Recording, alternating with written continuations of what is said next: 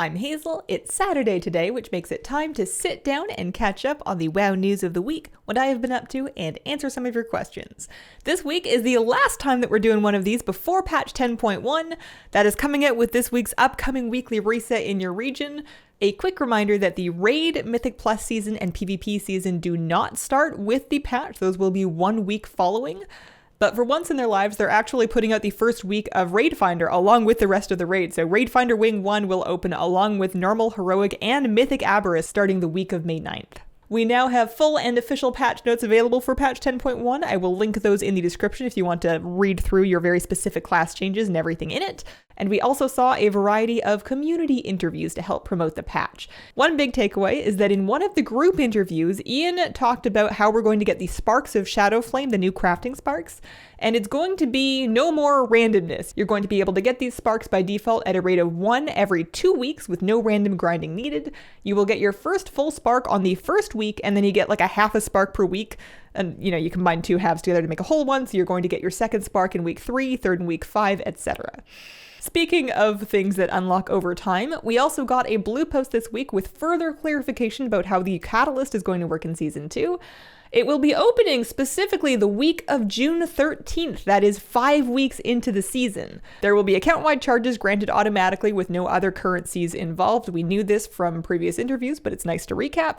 And they are working to make it possible later to actually be able to convert Season 1 items still for transmog purposes, and for the sounds of it, without using charges, which is great news for anybody that has been rushing to try to finish their Season 1 transmog sets with the Catalyst. This is not the end of the road for that. Other news this week, with May starting, we are hearing about a new Prime Gaming reward that is on the way.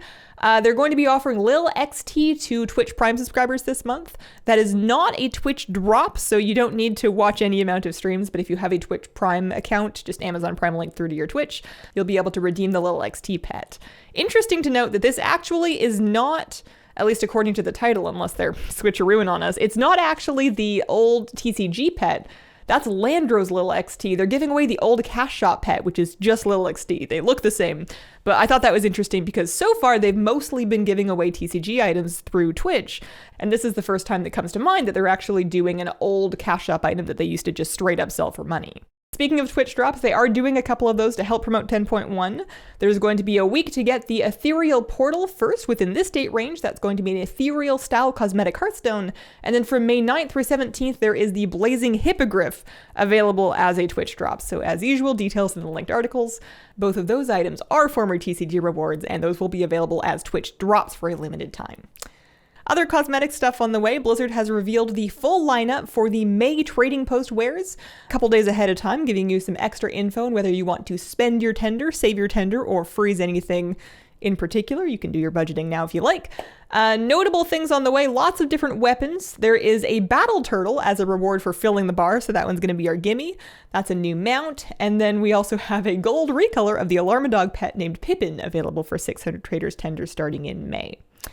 Questions for this week. Jupiter wants to know, do you have any suggestion on how to best target enemies? Usually press tab and hope for the best, but often target the wrong mobs, but targeting by clicking feels too slow.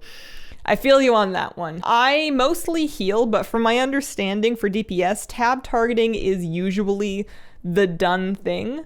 One thing that you can try is enabling action targeting. That should help the game prioritize tab to the target that you're facing. You can see if that helps.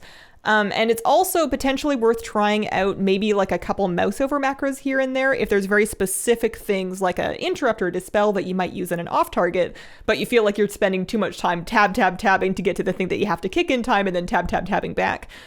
You could put like your interrupt or like an offensive dispel or like de-enrage or something like that on a mouse over macro that would look something like this. And that way you can just kind of hover your cursor over whichever mob you want to kick in the nameplate, hope that you aimed well, but then you wouldn't have to change targets. And then Jeremy asks, I thought I heard somewhere that Winds of Wisdom is coming back. Is that true? Yeah, I think so. So basically what you heard is this data mined Winds of Sanctuary buff. It is a 50% experience and reputation buff that specifically excludes the Niffin for reputation, and that is expected to be a part of the Diablo 4 launch promotion event. They're doing a WoW crossover. There's like a toy that's been data mined as well, some kind of a banner thing. Diablo 4 launches on the 6th of June, so you could expect to see this event either in the run-up to that or like covering the launch. It wouldn't surprise me if they decided to do it before the launch, because maybe once the launch happens, lots of people will be playing D4, but we'll see.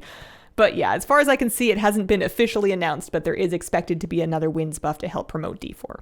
And that has been the week. Thank you very much for watching. Keep an eye on the channel this week for Avarice raid guides to begin filtering out if that's something that you're looking for. Stop by a Twitch stream sometime or check out a full VOD of those on YouTube if you like, and have a wonderful, wonderful day.